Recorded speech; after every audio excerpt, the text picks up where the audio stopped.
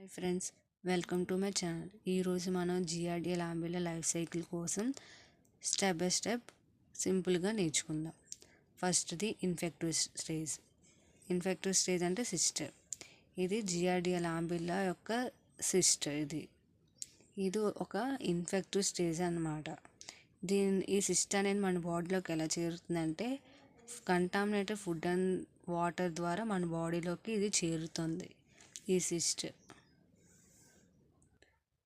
తరువాత injection. Human get infected by injection of cysts through contaminated food and water. Cyst అనేది contaminate food ద్వారా inject చేస్తాం. Inject చేసి అది స్మాల్ ఇంటెస్టైన్లోకి రీచ్ అవుతుంది ఈ సిస్ట్. Next excretion.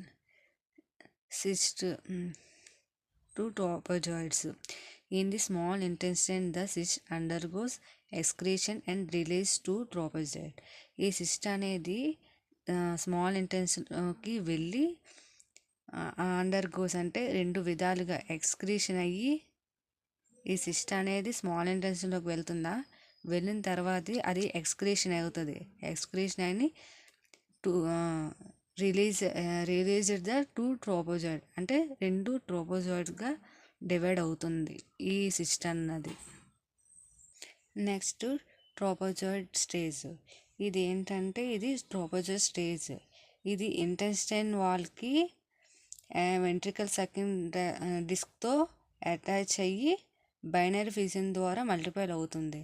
ఈ బైనరీ మల్టిప్లై అవ్వడం వల్ల మనకి ఏంటంటే diarrhoea, abdominal pain, weight loss అలాంటివి వస్తాయి మనకి. నెక్స్ట్ది ఎన్సిస్టేషన్.